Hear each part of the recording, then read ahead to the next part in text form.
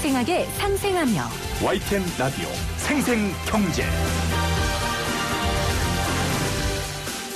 네, 애청자 여러분 안녕하십니까. YTN 라디오 생생경제. 오늘은 휴가 중인 김혜민 PD를 대신해 저 김우성 PD가 여러분과 함께합니다. 2017년 노벨 경제학상을 받은 시카고대 리처드 세일러 교수의 넛지 이론 혹시 아십니까? 좀 어렵죠? 그러면 초등학교 근처 횡단보도에 옐로 카펫, 노란색 삼각형 페인트 칠되어 있는 곳 보신 적 있으실 겁니까? 보신 적 있으실 겁니다. 그리고 남자 화장실 변기에 그려진 파리도 아시는 분이 있을 텐데요. 그게 바로 넛지입니다. 옆구리를 쿡 찌르다라는 뜻의 이 넛지. 강력한 메시지나 강조보다는 부드러운 권유나 스스로 행동에 나서도록 유도하는 걸 의미합니다. 요즘 한국 사회의 날선 분노와 대립, 정책을 둘러싼 의견 충돌을 보면 명확한 결론이나 판결문보다는 왠지 이런 넛지가 더 필요할 것 같다는 생각이 듭니다. 오늘 금요일입니다. 토론 아니고 수다 코너에서는 부동산 이슈 점검할 텐데 이 넛지가 정말 딱 적당한 것 같습니다. 가볍게 웃으며 수다 떨듯 옆구리 쿡쿡 찌르면 아마 부동산에 대한 이해와 나의 선택이 더 수월해지실 것 같습니다. 청취자 여러분들의 삶에 노벨 경제학상을 안겨드릴 것 같은 넛지 같은 라디오, YTN 라디오 생생경제가 되겠습니다. 잠시 후 김인만 소장, 한문도 교수 두 분과 함께 시작합니다.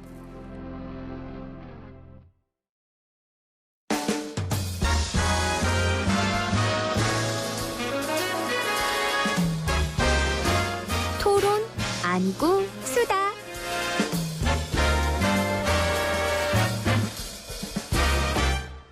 네, 토론 아니고 수다 생생경제 금요일의 코너입니다. 1시간 가까이 되는 시간 좀 편안하게 마음 놓고 귀를 열어두시다 보면 다양한 경제 이슈, 특히 오늘은 뜨거운 부동산 이슈를 조금 편안하게 풀어보려고 합니다.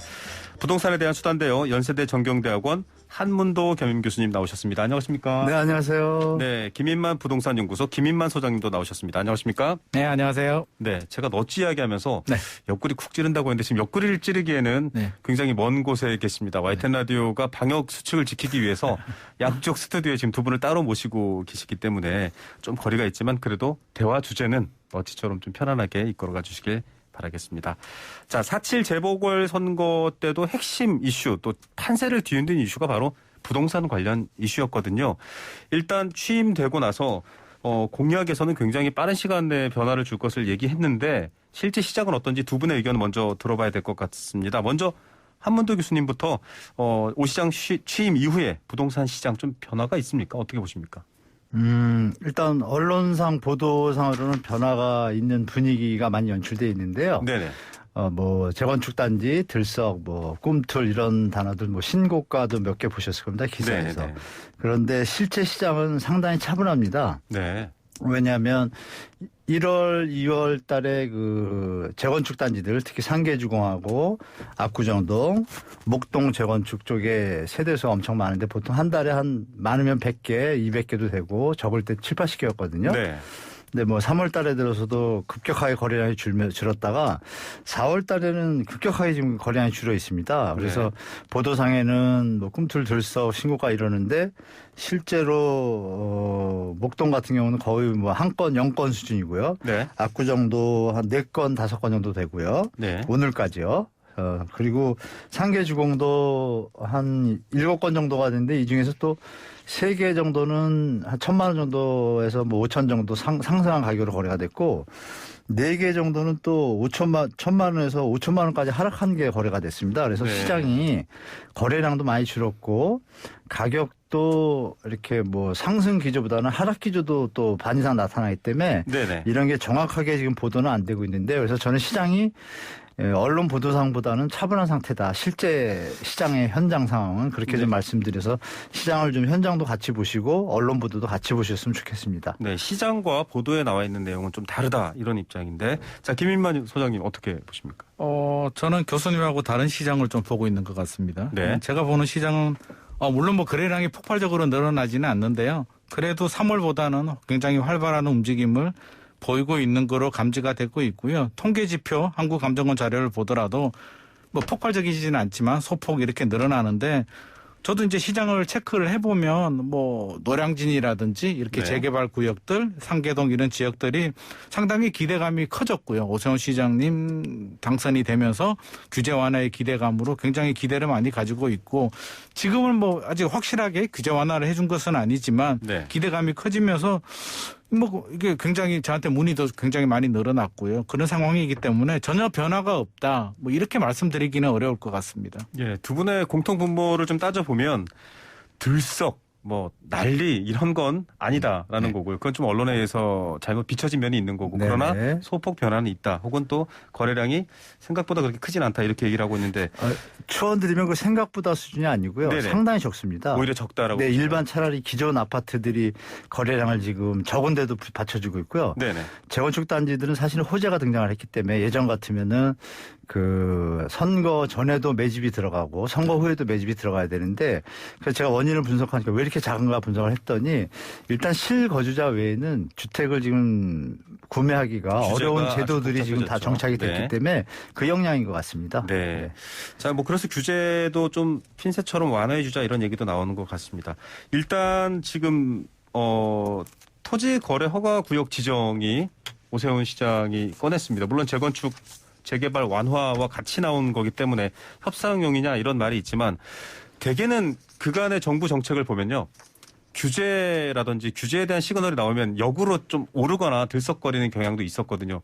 근데 이번 이 토지거래 허가 구역 지정 어떻게 해석하시는지 여쭤보고 싶은데 먼저 이건 김인만 소장께 여쭤볼게요.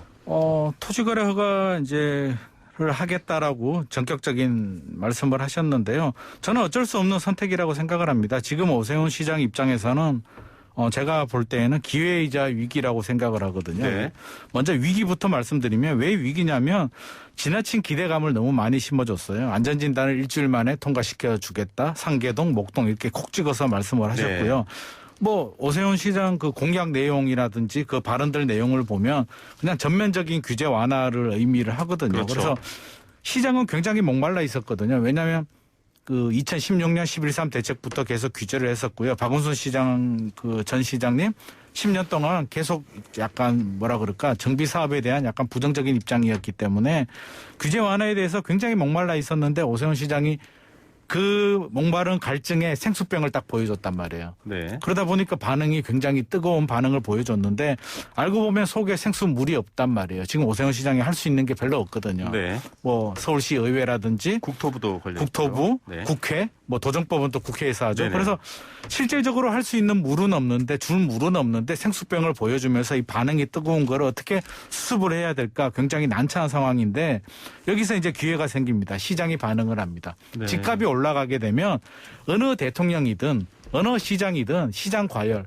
서민 주거 안정이 정책의 첫 번째 목표잖아요. 네. 시장이 과열이 되니까 일단 안정을 시키고 다시 추진하겠다라는 시그널을 줍니다. 그게 바로 토지거래 허가거든요. 그래서 네. 지금 적어도 오세훈 시장 입장에서는 내년에 대통령 선거라든지 지방자치제 선거를 지나서 뭔가 힘을 더 얻은 다음에 본격적인 추진을 해야 되고요. 지금은 할 수 있는 게 없기 때문에 시간을 벌 수 있는 네. 그런 명분이 좀 알겠습니다. 생겼다. 저는 그렇게 생각을 시간의 합니다. 명분.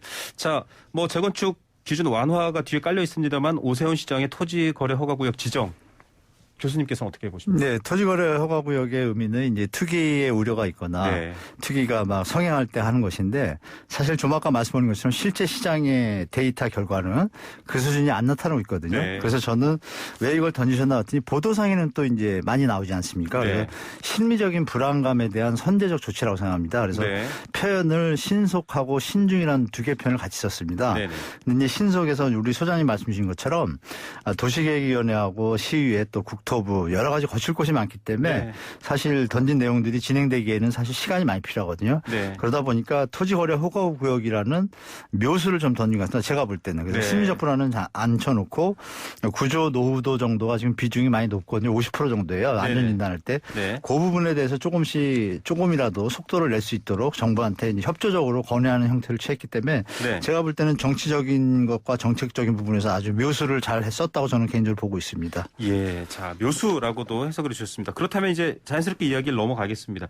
재건축 규제 완화가 취임 일주일 만에 재개발 재건축 규제 푼다. 이게 지금 공약으로도 나왔었습니다.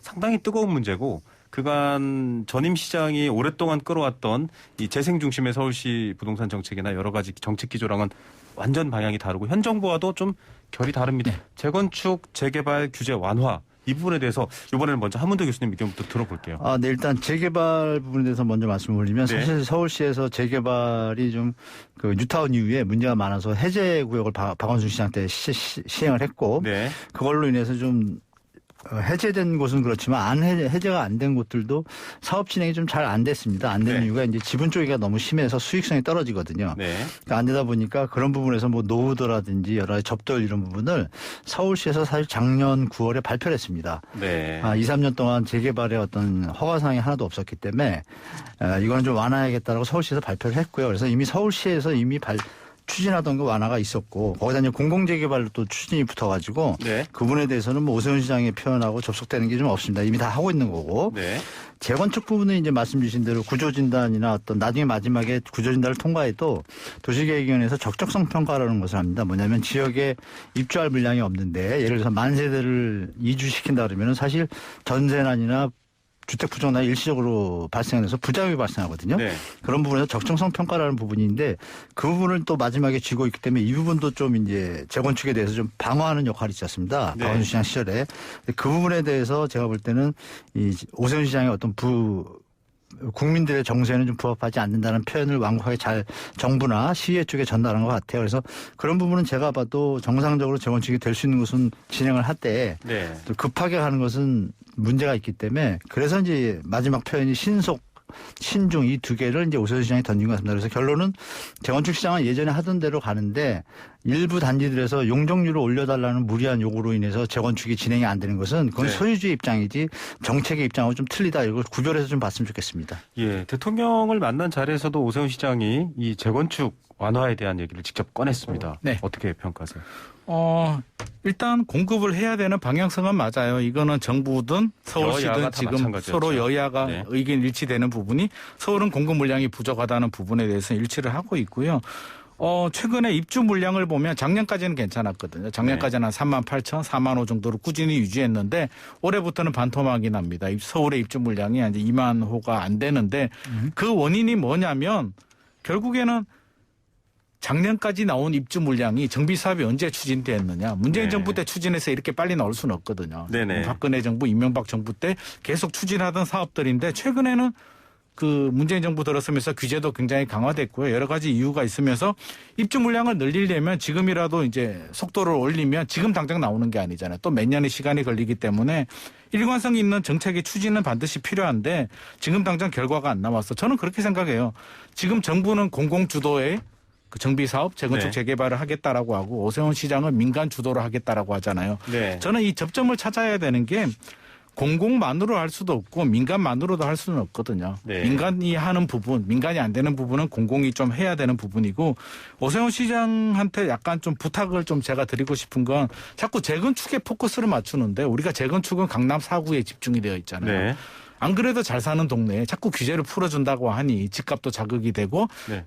일각에서 바라보는 게 너무 표를 준 강남 쪽에 또 유리한 혜택을 많이 주는 거 네. 아니냐라는데 제 생각에는 오세훈 시장이 좀 강북 재개발 쪽으로 오히려 먼저 규제를 완화해주고 먼저 좀 집중을 해서 강북부터 문제를 풀고 강남은 좀 차츰차츰 풀어나가는 것도 하나의 방법이 아닐까. 너무 강남 위주로만 가다 보니까 지금 일각에서는 바라보는 시각이 좀 그런 부분도 있거든요. 네, 자, 부동산 공급 확대라는 공공의 어떤 근거는 다들 공감하시지만 재건축 재개발은 또 부의 창출 혹은 뭐 차익 실현 같은 어떤 경제적인 욕구도 엮여 있습니다. 방금 그 김인반 소장께서 재건축 말고 좀 재개발부터 강북부터 먼저 해결하라고 하셨는데 한 교수님 생각이 좀 네, 궁금해요. 그 부분은 저 소장님 의견하고 같습니다. 재개발을 좀 많이 신경 써야 되는 게 정상적인 수순이고요. 네.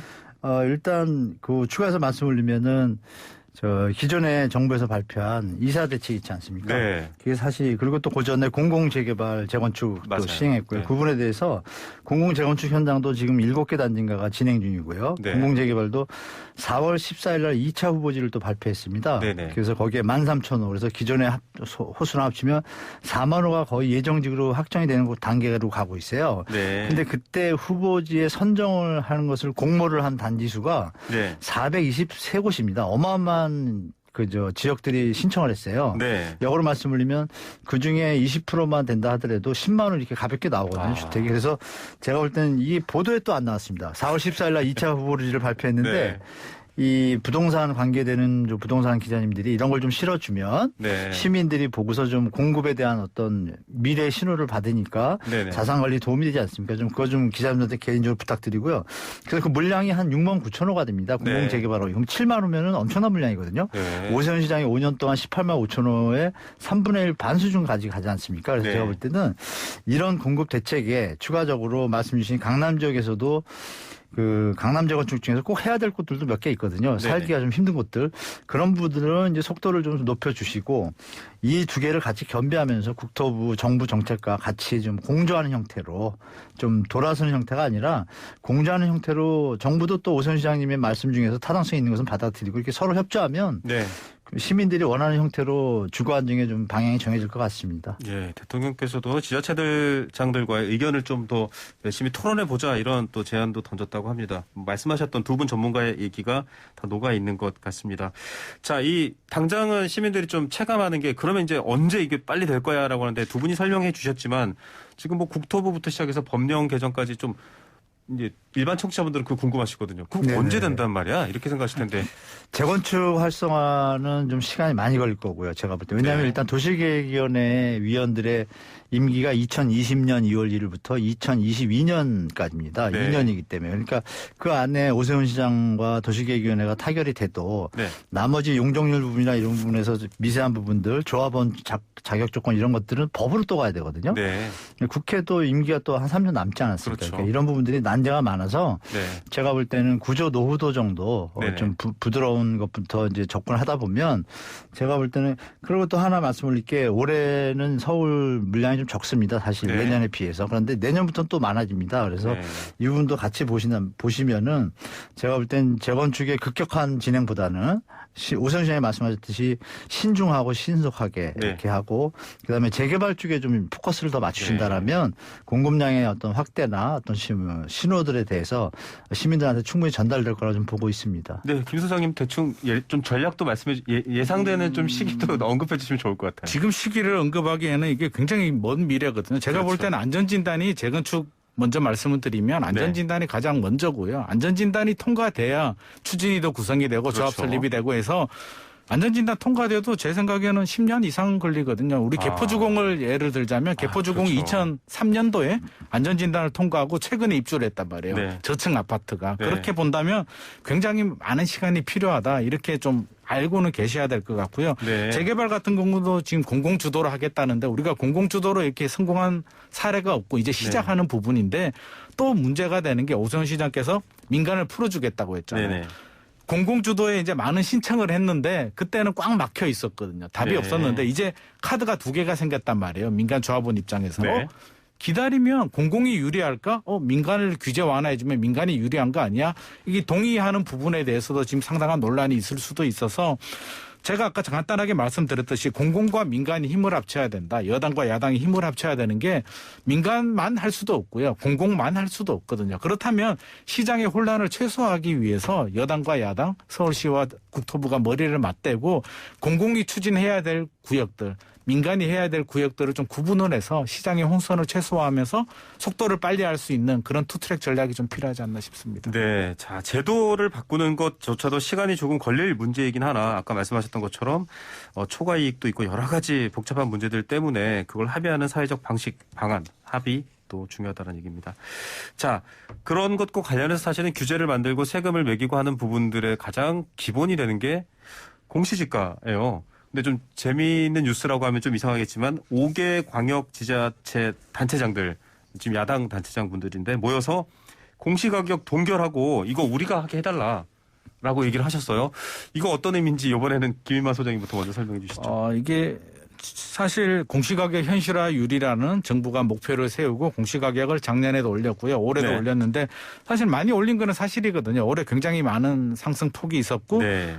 국민들 입장에서는 굉장히 부담스러운 입장인데 공시가격이 오르면 종합 부동산세만 영향을 받는 것이 아니라 뭐 의료보험이라든지 그렇죠. 20개가 넘는 분야에 대한 영향을 받기 때문에 아무래도 국민들의 불만의 목소리가 있었고 야당 입장에서는 이런 부분을 좀 국민의 목소리를 듣고 약간 정치적인 이유도 있을 것 같고요. 또 네네. 국민의 그 이유도 있을 것 같은데 제 생각에는 이게 이해는 돼요. 그러니까 동결해달라고 한 건 이해가 되는데 그러면 야당이 하거나 지자체가 주도권을 가지면 해결이 되냐라고 하면 또 그거는 또 다른 문제이기 때문에 일단 건의했다는 부분에 대해서는 저는 긍정적으로 평가하고 싶은데 이게 뭐 동결해달라 이런 부분에 대해서 정부가 쉽게 답을 하기는 힘들 것 같고요. 네. 기준이 4월 말에 확정이 되거든요. 네네. 지금 아무리 건의해도 올해는 끝났고요. 내년. 아무래도 내년 공시가격 현실화하는 부분에 대해서 좀 반영이 되지 않을까 그렇게 생각이 자, 됩니다. 이런 5개 단체장들한테서 이런 주장이 나왔는데요. 교수님, 사실 여당 의원들도 좀 이런 의견에 동조하는 분위기도 있어요.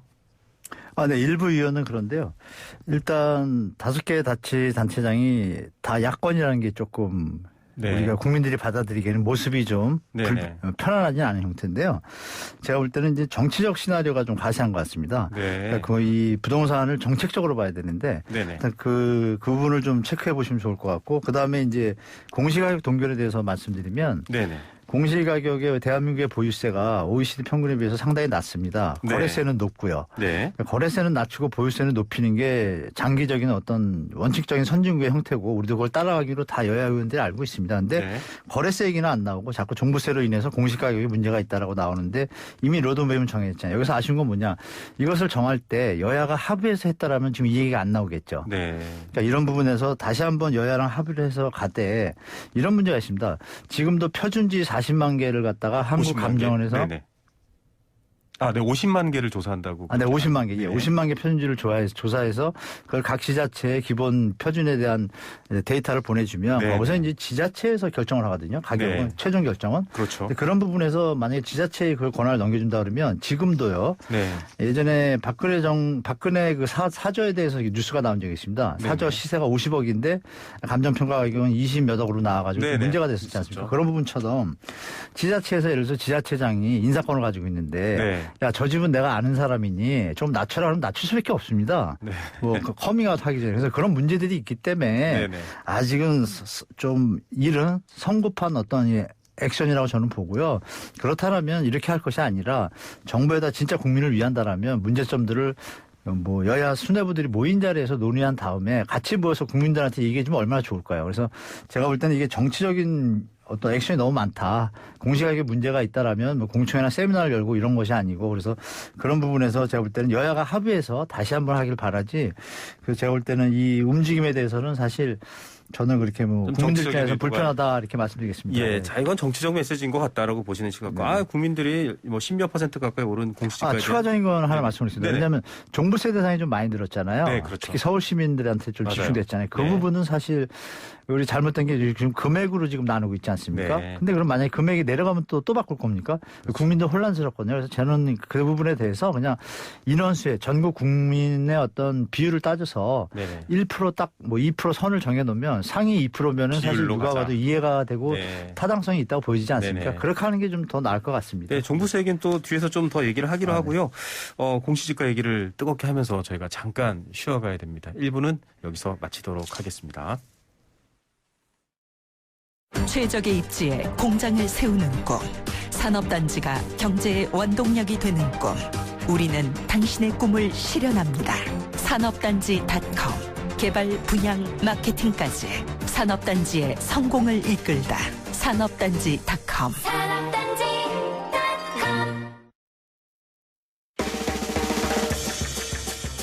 네, 그냥 마치면 섭섭하죠. 여러분들을 위해 준비한 선물이 있다고 합니다. 100% 국내산 농산물로 만든 대복김치, 독서와 무제한 친해지리, 국내 최대 월정의 독서 밀리의 서재에서 전자책을 자유롭게 읽을 수 있는 3개월 구독권, 20년 전통 대한민국 대표마다 한만두에서 온 가족이 즐길 수 있는 만두 선물 세트 드리고요. 대한스포츠 물리치료학회에서 공식 추천하고 특허받은 척추케어 폼롤러 코어 다이어트 딥롤러 드린다고 합니다. 글라글라에서 라돈 없는 층간소음 방지 매트 그린스텝 한 평 패키지 드리고요. 해동이 필요 없는 냉동실 보관용기 땡스 소윤, 허벌라이프 뉴트리션에서 식사 대용 쉐이크 포뮬러1 건강한 식사와 쉐이커, 체계적인 배합으로 건강한 다이어트와 철학을 담은 에버 비키니에서 맛있게 즐기는 빠질라카노를 드립니다. 자동차로 가방을 만드는 모어덴에서 20만 원 상품권, 착한 세제를 만드는 소다스쿨에서 베이킹 소다 선물 세트를 드립니다. 정직한 건강식품점 덱세라이프에서 활력소 침향 청심단 3,000과 로얄 아르간 커넬 오일 선물 세트를 드린다고 합니다. 굉장히 선물이 많네요. 네, 푸짐한 선물을 받으실 수 있는 방법입니다. 지금부터 제가 내는 퀴즈를 잘 들으시고 샵 0945번 우물정 0945번 문자 보내주시기 바랍니다. 짧은 유료 문자 50원, 긴 문자 100원입니다. 오늘의 퀴즈인데요. 토론 아니고 수다에서 지금 이 이야기 하다가 잠시 입으로 넘어가는 와중입니다. 오늘도 이야기 계속 나눌 텐데 이것 토지 중에서 대표할 수 있는 표준지의 적정 가격을 말합니다. 국민의힘 소속 5개 시도지사들이 올해 이것을 좀 동결해달라 이렇게 얘기했고요. 또 우리가 좀 결정하면 안 되냐 이런 얘기도 했었죠. 이에 관한 다양한 이야기 지금 나누고 있었던 중이었습니다. 과연 이것은 무엇일까요? 방송을 듣고 계신 분들은 정답을 놓치지 않으실 거라고 생각합니다. 자, 1번입니다. 보기 드릴게요. 1번 공시지가, 2번 공수래 공수거, 3번 뭐 먹을까? 네. 이 보기를 저희 인턴 PD가 정하는데 극한 직업이네요. 네. 자, 정답 아시는 분은 보내주시고요. 아주 재치 있는 오답도 환영합니다. 잠시 후에 뵐게요.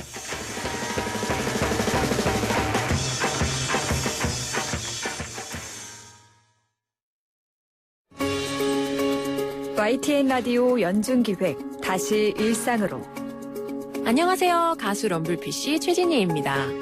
끝이 보이지 않는 코로나19의 시간 속에서 어떻게 지내고 계신가요? 전 요즘 으라차차라는 곡으로 활동했던 2005년이 생각납니다. 이 노래는 희망이 담긴 메시지와 밝은 멜로디로 지금까지도 많은 분들이 기억하고 사랑해 주시는데요. 긍정의 기운이 듬뿍 담긴 주문을 외치는 것만으로도 불안한 마음을 떨쳐낼 수 있다는 거 아시나요?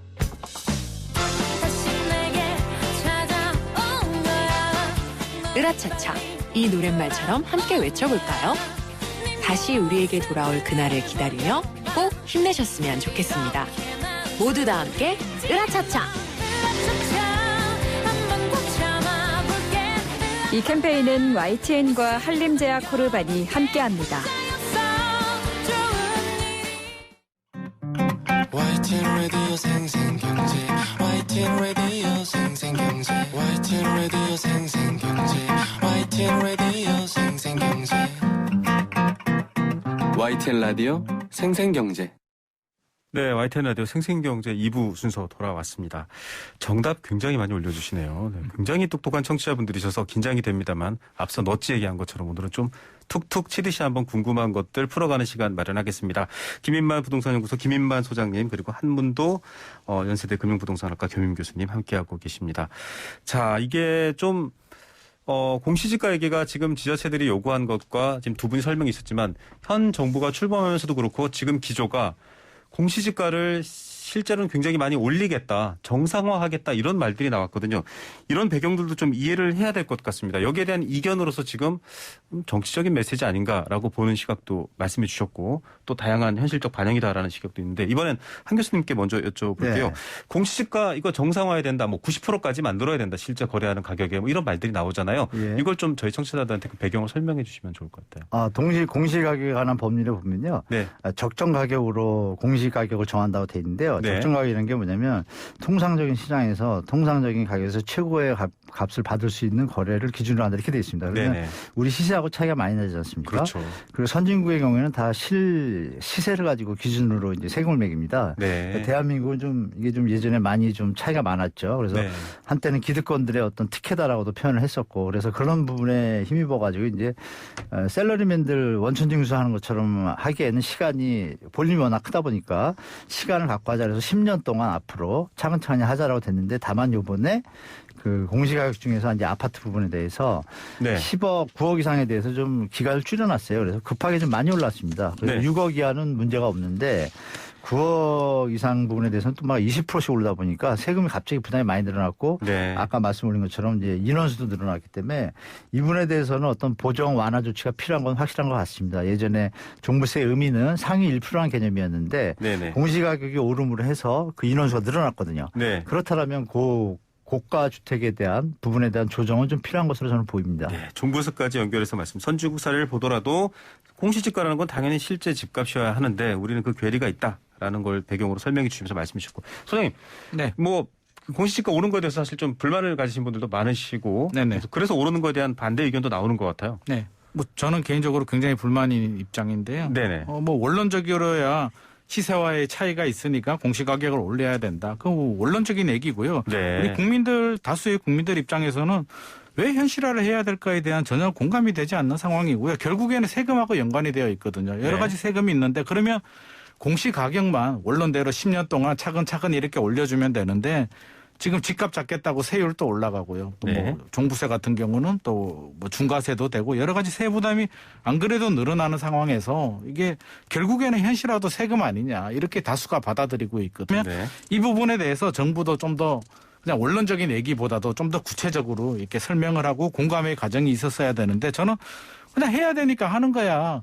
시세하고 차이가 있으니까 해야 되는 거야. 이런 원론적인 얘기는 좀 저도 국민의 한 사람으로서 별로 공감이 안 되는 부분이고요. 네. 그 교수님께서도 잘 설명을 해 주셨는데 원래 종부세가 이제 상위 1% 개념이었거든요. 네. 우리 노무현 정부 시절에 그래서 6억이었고요. 9억으로 1세대 1주택자 9억은 2011년도인가요? 아마 그때 네. 그렇게 된 것 같은데 자, 우리 집값도 많이 올랐습니다. 한 10년, 15년 동안 3배, 4배 정도 올랐고요. 공시가격도 그에 따라서 올라갔는데 기준은 그대로란 말이에요. 네. 아직도 6억 원이잖아요. 네. 공시가격 합이 6억 원이고 1세대 1주택자가 9억이라면 네네. 지금 이제 한 4% 정도까지 늘었거든요. 1%에서 4%까지 늘었고요. 서울 아파트 기준에서 보면 훨씬 더 몇십 프로 정도가 서울에 아파트 가지신 분들은 종부세 대상이 되는데 그렇다면 지금 여당에서도 일부 논의는 하고 있겠지만 적어도 그러면 6억이 한 12억 가야 되고요. 9억이 18억 가야 되는 게 정상이거든요. 적어도 2배 정도는 기준을 상향시켜 줘야 되는 게 맞는데 지금 이야기 나오는 거 보면 1세대 1주택자들은 9억에서 12억 원, 6억에서 다주택자들은 6억에서 7억 원 정도. 15년 전 기준에도 미치지 못하는 약간의 그런 상승 가지고는 현실화율을 한다면 적어도 기준도 현실화를 해야 되는 게 맞지 않을까. 네. 그래야 국민들이 공감을 하지 않을까 그렇게 생각이 됩니다. 공시지가가 사실은 원인이라는 측면 때문에 조금 결이 다른 면이 있습니다만 이제 종부세 얘기로 아예 넘어갔습니다. 지금 서울 아파트 중위 가격이 9억 가까이 된다라는 보도도 있고요. 네. 지금 정확한 수치는 봐야 되겠습니다. 2019년에 8억 7천 이렇게 서울 아파트의 딱 중간 가격 정도가 될 텐데 교수님께서 아까 이미 한번 제안해 주셨고 여권에서도 얘기가 나왔습니다만 이 기준은 바꿔야 한다. 이를테면 뭐 집이 굉장히 비싼 집이 있는데 소득도 많으신 분들 이런 분들한테는 문제가 안 되겠지만 그냥 정말 집 한 채 있는 이런 분들 네, 기준이 안 되시는 분들한테는 사실 바꿔야 된다라는 거잖아요. 그죠? 네, 타당성이 있습니다. 왜냐하면 우리가 그러니까 이번 정부에서 항상 제가 느끼는 건데요. 정책 대의적인 명분은 아주 좋습니다. 좋고 누구나 공감할 수 있습니다. 그러나 디테일이 들어가면 자꾸 문제나 미스들이 많이 노출이 돼요. 네. 근데 이 경우에는 어떠냐면 일단은 지금 세금을 올리는 거는 경제가 좋거나 소득이 늘 때 올리는 게 정상적인 상식이지 않습니까? 네. 지금 코로나 시국이에요. 국민들이 어려워하고 네. 가처분 소득이 줄고 스트레스 받는 상황에서 이 집값이 좀 많이 올랐지 않습니까? 지금 말씀 주신 것처럼 다주택자는 변론을 하겠습니다. 네. 1주택자, 다주택자를 따로 구분해서 세금을 매기는 것에 대해서 반대할 국민들은 별로 없을 겁니다. 네. 1주택자분들이 지금 우리 사회자님께서 말씀 주신 대로 그냥 살고 있었습니다. 살고 있었는데 갑자기 지금 경기도 안 좋고 소득도 지금 별로 안 좋은데 세금을 많이 나라고 합니다. 그중에 뭐 스트레스 받아서 또 뭐 부인이 아프기라도 한다면 병원비 더 들어가지 않습니까? 이런 지출에 대한 어떤 국민 계정의 흐름을 생각하지 않고 그냥 일방적으로 진행했다는 게 문제가 있고요. 네. 단순히 장기 고령자들 감면 조항이 있다라는 것으로 던지기에는 지금 여러 가지 케이스가 너무 많습니다. 피해를 네. 보는 분들이 그런 부분들에 대해서 예를 들어서 뭐 장애인 가족이 있거나 또 누가 아프거나 사고가 났거나 지금 뭐 휴직을 해가지고 소득이 없거나 이럴 경우에는 네네. 조금 감면해주는 제도를 다 케이스 바이 케이스로 다 정리를 해야 되는데요. 네. 그 과정이 전혀 없습니다, 지금. 일관된 기준이. 예, 외국에서는 그런 것들을 다 케이스 바이로 정리를 해가지고 불편이 없도록 국민들을 케어를 하거든요. 네네. 그 부분이 없이 너무 이제 한쪽만 가다 보니까 세세한 분들을 많이 놓친 결과가 이렇게 좀 불만으로 나타난 것 같습니다. 네, 좀 섬세하게 실제로 생활하시는 분들을 위한 종부세의 개편이 필요하다. 한 교수님 말씀이신데 김인만 선생님 좀 덧붙여서 하실 말씀. 저도 적극 공감하는 입장이고요. 제가 네. 이제 최근에 사례를 말씀을 드리면 최근에 만났던 분들이 이제 여러분들이 있는데 정부의 바람은 투기한 다주택자들 압박을 해서 좀 매물을 내놓아라. 너희들 네. 버티지 말고 매물을 내라. 하지 마라. 투기하지 마라. 이런 시그널인데 다주택을 가지고 있는 분들은 아직까지 팔 생각이 전혀 없었고요. 네. 제가 최근에 만나본 분들은 안타깝게도 파신 분들은 다 나이가 있으신 1주택자 분들이에요. 네. 그래서 그런 분들은 의외로 최근에도 많이 파셨더라고요. 그래서 네네. 팔지 말아야 될 분들은 파셨고요. 팔아야 되는 분들은 안 팔았기 때문에 뭔가 문제가 있다는 부분에 대해서는 저도 분명히 체감적으로 하고 있고 적어도 1주택자 또는 내가 거주하는 집에 대해서는 저는 뭐 아예 면제를 해주는 게 맞지 않을까. 다주택자들은 또 내가 투자를 많이 했으니까 그에 따른 리스크 책임을 져야 되는 게 맞는데 살고 있는 집이나 가지고 있는 1주택에 대해서는 좀 전면적인 면제라든지 좀 그런 조치가 필요하지 않나. 정부에서 부동산 집값이 상승을 하니까 규제를 해야 되는 그런 절박함은 이해를 하지만 이런 디테일은 좀 부족하지 않았나 싶고요. 그 기준 상향 조정에 대해서도 지금 논의는 하고 있지만 좀 더 적극적으로 해서 국민들의 이런 힘든 마음을 좀 헤아려 줬으면 좋을 것 같습니다. 이제 제도와 법이 실제 부동산에 관심을 갖고 움직이는 그 시민들이나 행동을 못 따라가는 것 같아요. 한 박자 늦게들 대처할 수밖에 없는 것 아닌가라는 생각도 듭니다. 자, 뭐 여러 가지 이 종부세, 약간 뭐 부유세 같은 개념도 있고 해서 다양한 얘기가 있는데 보완책이 필요한 것 같습니다. 자, 그리고 3기 신도시에 대한 공공분양 사전 청약 얘기가 나오고 있는데 이것 좀 이게 도대체 뭐야? 라고 아직 모르시는 분들도 있는 것 같아요. 오늘 아침에 타사 경제 프로에서도 열심히 설명을 해줬는데 사전 청약 제도 김 소장님이 먼저 한번 설명해 주십시오. 사전 청약 제도라면 쉽게 생각하면은요, 우리가 3기 신도시를 지금 우리가 시작을 하고 있잖아요. 개발하고 있는데, 본 청약이라고 하죠. 우리가 일반적으로 알고 있는 청약은 한 2023년부터 시작이 됩니다. 네. 근데 지금 시장에서는 뭐 굉장히 불안해 하잖아요. 연끌 네. 세대들이라든지 지금 집을 하고 싶은데 청약을 하고 싶은데 물량 자체가 굉장히 부족하다 보니까 경쟁률이 너무 높고 기회가 없다 보니까 좀 당기는 겁니다. 네. 본 청약은 2023년, 2024년인데 네, 그렇죠. 올 하반기부터 미리 당첨될 수 있는 권한을 주는 것이거든요. 그래서 네. 물량 자체가 총 한 3만 200호 정도 되는데 네. 이게 저는 개인적으로 조금 안타까운 게 3만 2천호가 한꺼번에 이렇게 나오면 좋은데 지역별로 또 막 분산이 돼요. 네. 그래서 실질적으로 보면 인천 계양에 뭐 1,000호 뭐 이렇게 나오는데 얼마나 큰 도움이 될지는 좀 지켜봐야 되겠지만 일단은 먼저 기회를 잡는 것이잖아요. 그래서 네. 저는 내 집 마련이 필요한 우리 상공사들 실수요자들 이게 네. 이번 내용을 보면 신혼부부들하고 생애 최초 분들한테 굉장히 많은 비율을 네. 이렇게 할당을 해주거든요. 그래서 어떻게 보면 굉장히 좋은 기회가 될 수도 있어서 좀 적극적으로 활용을 해보시는 게 좋지 않을까 싶습니다. 네. 공급 지역이나 물량은 교수님 어떻게 평가하십니까? 올해 지금 이번에 처음에 시작한 7월에 처음 시작하는 물량들은 이제 순차적으로 해서 네네. 하반기에 이제 3만 200호인데요. 그 다음 해부터는 좀 물량이 더 많이 늘어납니다. 네. 중요한 점은 뭐냐면 이 3기 신도시에 대해서 뭐 취소하냐 마냐 이런 좀 논란이 있었잖아요. 국민 간에. 네. 그 부분에 대해서 시청자분들한테 말씀드리고 싶은 게 이미 보상이 한 3기 신도시 평균은 한 50%가 다 보상이 협의가 끝났고요. 네. 계양 같은 경우에는 한 60% 가까이 지금 보상이 끝났습니다. 그래서 네. 진행되는 데는 문제가 없다라는 거 먼저 말씀드리고 그렇다면 30만 호가 앞으로 네. 6년 7년 동안 나온다는 거에 대해서 일단 공급 계획에 대해서 시청자분들이 일단 미래에 대한 좀 체크를 하시면 좋을 것 같고요. 네. 다만 이제 사전 분양 제도에 대해서 MB 정부 때 시도했는데 시간이 좀 많이 걸렸습니다. 한 네. 18년 뭐 10년 가까이 걸려서 그 부분에 대해서 이제 지금 소장님 말씀처럼 퀘스천을 하시는데 이번에는 좀 패스트트랙을 써가지고요. 대토보상이라는 제도를 좀 많이 써가지고 네. 동호일이 좀 빠르기 때문에 그전보다는 좀 신속하게 돼서 제가 볼 때는 한 3, 4년 뒤에는 제가 볼 때는 빠르면 4년 안에는 입주할 수 있는 가능성도 있다라고 좀 말씀드리겠습니다. 자, 뭐 부동산 관련해서 최근에 가장 뜨거웠던 용어가 바로 패닉 바잉이었습니다. 이러다 나는 영원히 집 못 사는 거 아니야? 근데 사전 청약, 즉 걱정하지 마십시오. 지금 미리 집은 뭐 2, 3년 뒤에 가시화되겠지만 청약되면 당신 집 걱정 안 해도 돼. 이런 시그널을 줄 수 네. 있느냐?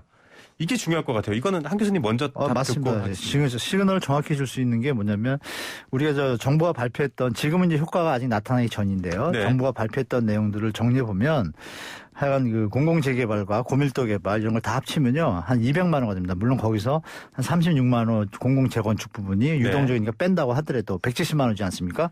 그럼 우리가 노태우 정부 때 1년에 서울시 수도권 시민들이 30만에서 50만씩 인구가 늘 시절에 200만 호 주택 때 80만 호를 서울 수도권에 공급했거든요. 네. 그런데 지금은 공급수가 160만 호예요. 네. 그걸 계산하시면 이건 결국은 진행이 된다고 하면 시간이 갈수록 공급량이 많아지니까 시장에는 분명히 안정 효과가 분명히 나타난다. 이걸 예측하시는 게 좋을 것 같습니다. 공급 시그널로 시장을 안정화시킨다라는 건데 변수가 있을 수도 있고요. 네. 어떻게 보십니까? 사전 청약제도의 효과.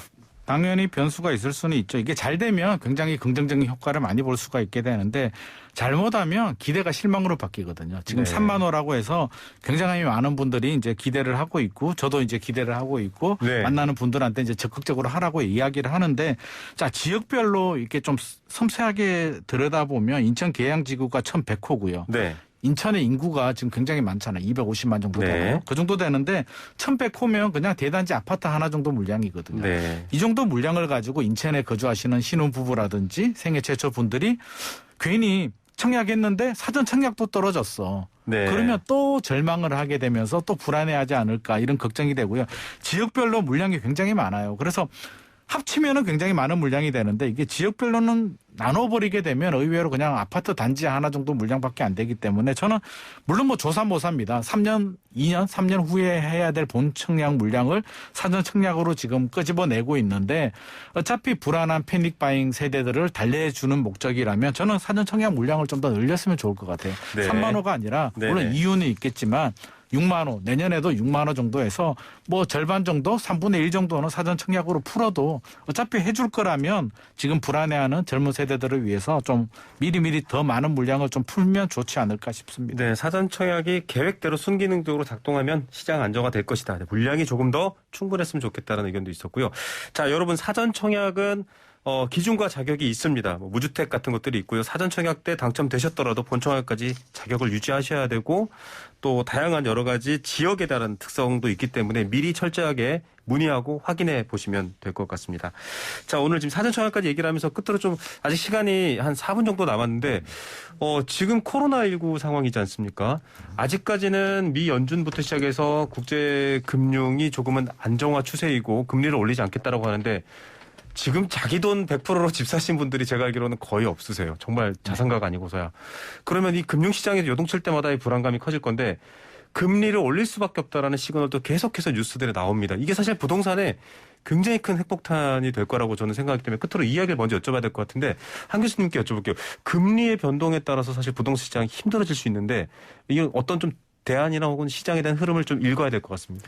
예, 저는 현재로 볼 때 조금 보수적으로 시장에 대처하셔야 될 것 같습니다. 시장 시청자분들께서. 왜냐하면 미국의 국채 금리가 지금 0.5에서 1.5%까지 1% 오르는데 불과 몇 개월 안 걸렸거든요. 네. 그리고 지금도 연준에서 힘을 써서 시장과 연준이 이제 겨루는 형태가 되는데요. 네. 시장의 금리가 자금 조달 금리가 높아지면 당연히 올라가게 되면 연준도 금리 유지를 버티기 힘듭니다. 결국 올려야 됩니다. 그래서 네. 현재 전문가들이 경제 전문가들이 다 공통적으로 보는 것들이 지금 미국 경제가 이제 돈을 많이 풀었기 때문에 어느 정도 네. 정리가 되고 경제 회복 기조로 들어가기 때문에 이 부분에 대해서 금리 압박이 있다는 걸 다 알고 있습니다. 그래서 네네. 그 부분이 대한민국으로 넘어오면 결국 국제 금융은 글로벌 동조하기 때문에 대한민국도 1% 2% 오를 수 있는 가능성이 있습니다. 그래서 그 네. 부분에 대해서 대처하시고 부동산 자산 관리하시는 게 좋을 것 같습니다. 네, 소장님, 네. 사실 이자 부담이라는 게 네. 주택 구매라든지 유지에 굉장히 중요한 부분이지 않습니까? 이 상황 어떻게 또 해결하면 좋겠다고 보십니까? 사실 금리가 굉장히 중요한 문제거든요. 우리 과거 사례를 보면 2011년도, 12년도 집값 하락기 때 이제 집을 많이 파신 분들이 결국에는 금리 부담, 대출 이자 부담을 못 견디기 그렇죠. 때문에 리스크 관리가 안 된 부분이고 금리 반드시 오릅니다. 올해 말에 아마 소폭 오를 가능성도 있고요. 네. 올해가 아니더라도 내년, 후내년 되면 금리 상승 압력이 굉장히 커지기 때문에 저는 굉장한 리스크라고 보여지는데 제가 한마디 말씀드리고 싶은 건 네. 지금이 비정상이라는 거예요.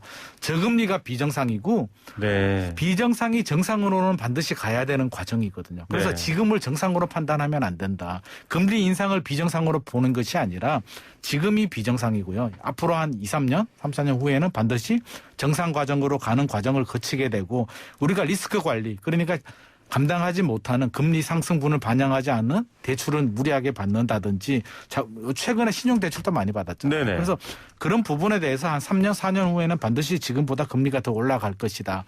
라는 것을 예측을 하고 자금 계획을 좀 세울 필요가 있을 것 같습니다. 예, 짧게 그러면 사실은 영끌이라는 단어가 나온 것도 부동산입니다. 정말 돈을 다 끌어모으고 그게 다 빚인데 개인은 아까 말씀드린 좀 보수적으로 판단해야 된다라고 하지만 정책적으로도 좀 사실은 금리 그래도 좀 우리 버텨주자 이런 얘기들도 하거든요.